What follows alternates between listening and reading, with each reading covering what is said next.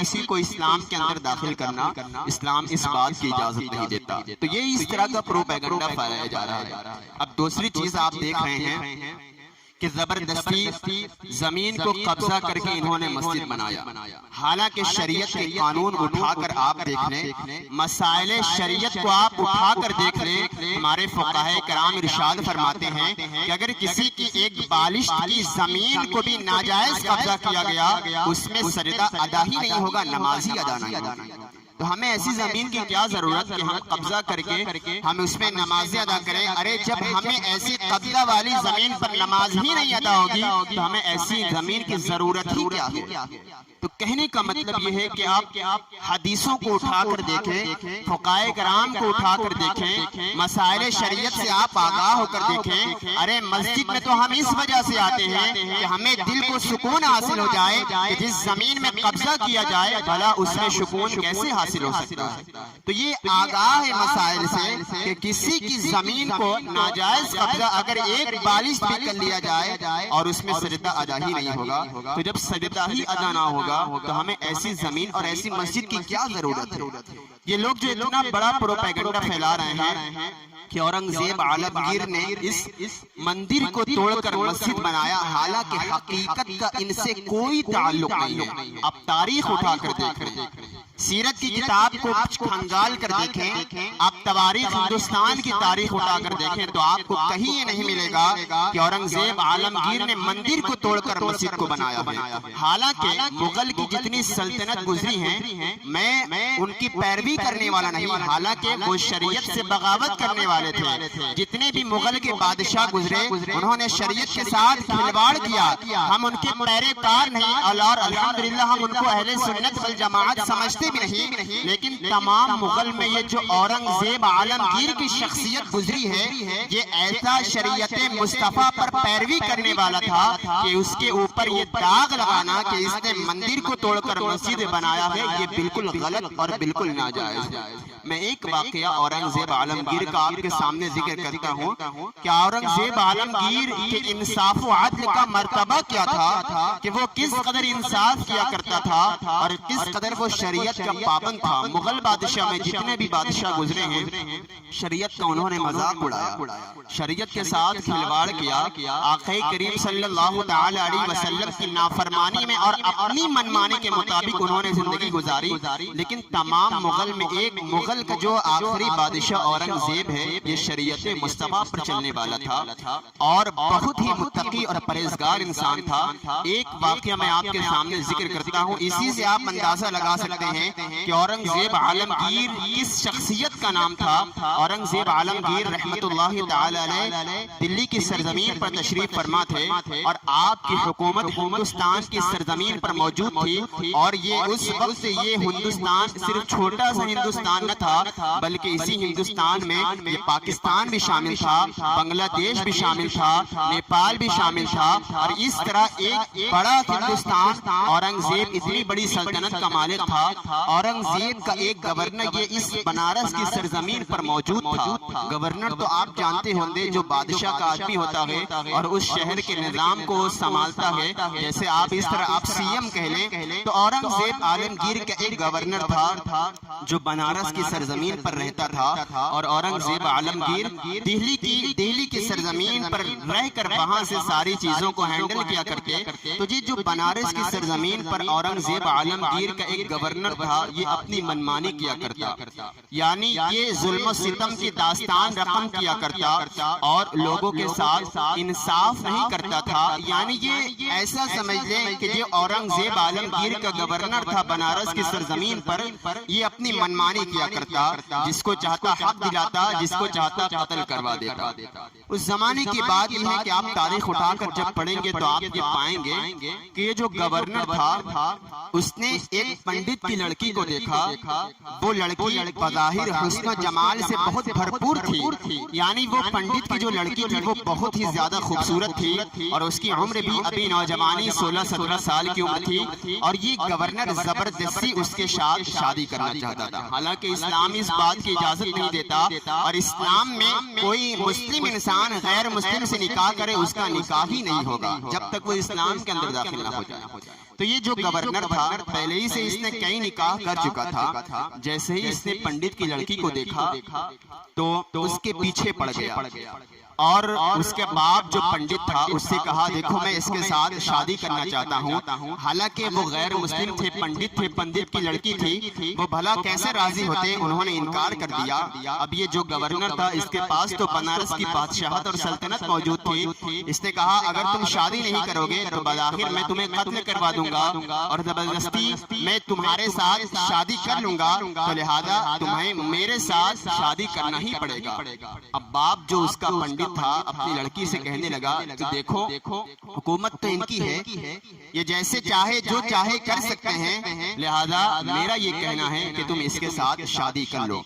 اب وہ لڑکی اس نے مذہب اسلام کی چند مقامات کو کچھ جگہ سے پڑھا ہوا تھا، اس نے کہا مذہب اسلام کے اندر ایسا تو نہیں کہ کوئی زور زبردستی کسی کے ساتھ نکاح کرے، کسی کو مسلمان بنائے، میں یہ معاملہ لے کر دلی کی سرزمین اورنگزیب عالمگیر کے بادشاہ کے پاس پہنچنا چاہتی ہوں، ان تک یہ معاملہ پیش کرنا چاہتی ہوں، اس کے بعد میں اپنا انصاف چاہتی ہوں۔ پنڈت نے کہا یہ مسلمان لوگ ہیں، حکومت ان کی ہے، یہ زبردستی کچھ بھی کر سکتے ہیں، لیکن اگر تم چاہتی ہو تو ٹھیک ہے تم دلی کی سرزمین پر جا سکتی ہو۔ اس پنڈت نے بنارس کے گورنر کو بلایا، دیکھو ہمیں ایک ہفتے کا ٹائم دے دو، ہم شادی کی تیاری کریں گے، ہمیں ایک ہفتے کا وقت دے دو، ہم جب سے شکاک اور شادی کی تیاری کر لیں گے۔ اب وہ پنڈت کی لڑکی دلی کی سرزمین پر نکلتی ہے اور مردوں کا لباس پہن کر جب وہ دلی کی سرزمین پر پہنچی ہے، اورنگزیب عالمگیر علیہ رحمت و رضوان جامع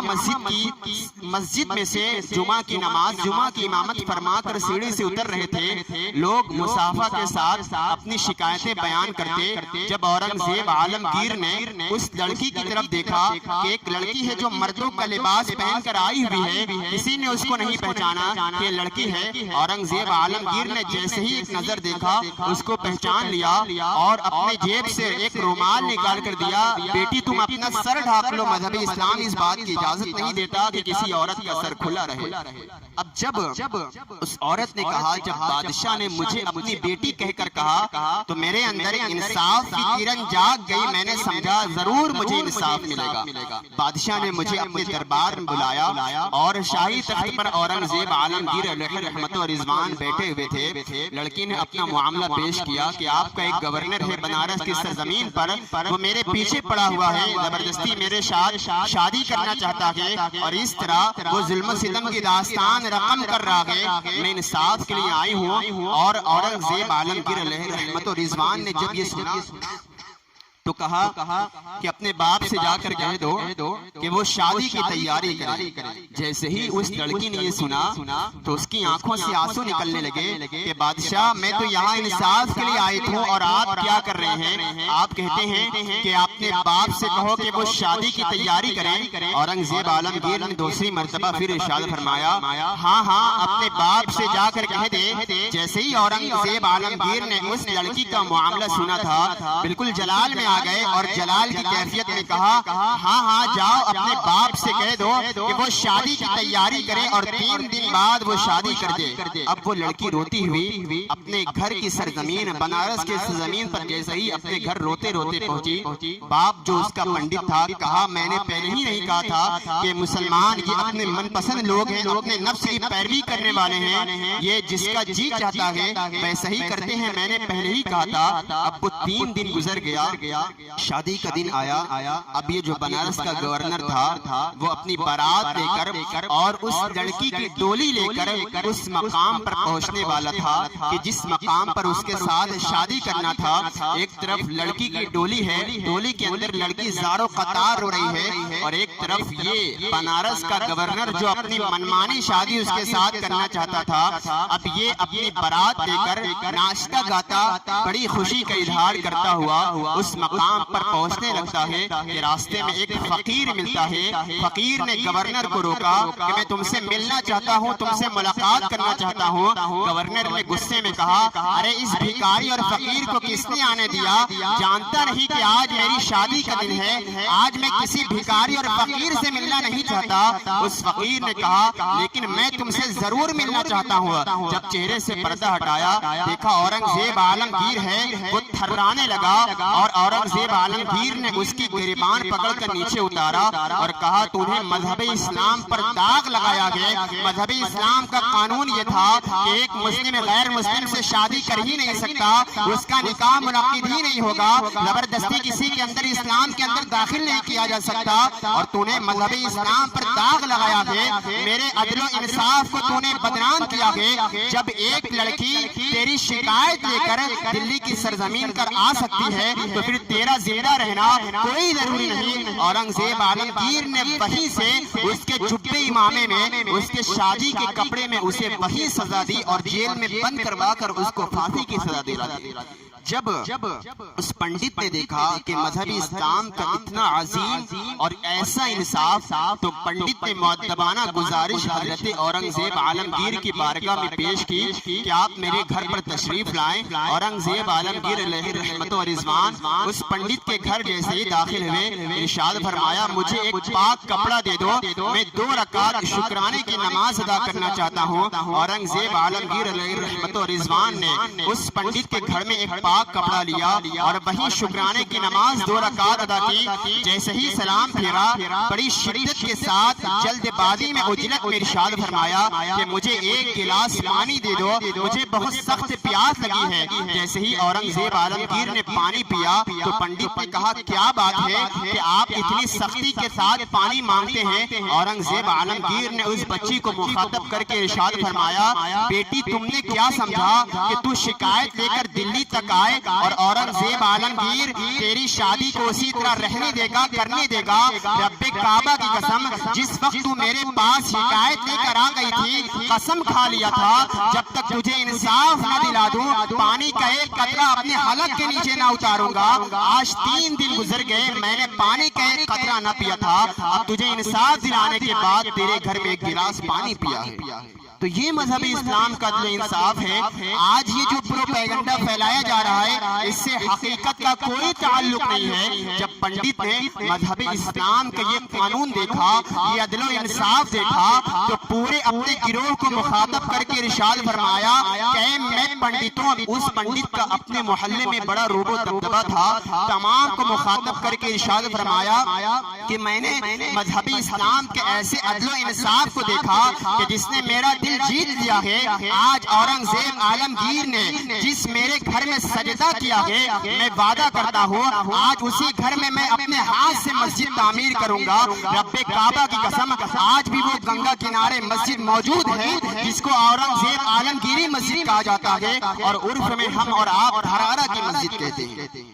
جانتے ہیں آپ, ہم اپنی تاریخ کو نہیں پڑھتے اور ہم کرتے کیا ہے, آج ہم نے اس کو پکنک اسپاٹ بنا دیا ہے, صرف گھومنے کے لیے جاتے ہیں. کبھی ہم تاریخ کا حقیقت سے کوئی تعلق نہیں ہوتا کہ یہ مسجد کیسے بنی, اس کی تاریخ کیا ہے, اور بدنام کرنے میں لوگ اتنا زیادہ پیچھے پڑ جاتے ہیں, حالانکہ مذہبی انصاف سے ان چیزوں کا کوئی تعلق نہیں ہے. ارے ہمارا کام یہ نہیں ہے کہ ہم زبردستی زمین لے کر کسی کے مسجد کو بنائیں, ارے ہماری نمازیں ہی ادا نہ ہوگی, بلکہ ہم نے لوگوں کے دلوں کو جیتا ہے, تب لوگوں نے مسجد ہمیں بنا کر عطا کی ہے. ہمارا کام یہ نہیں ہے کہ ہم مسجد کسی کو چھین کر, مندر کو چون کر ہم اس پر مسجد بنائیں.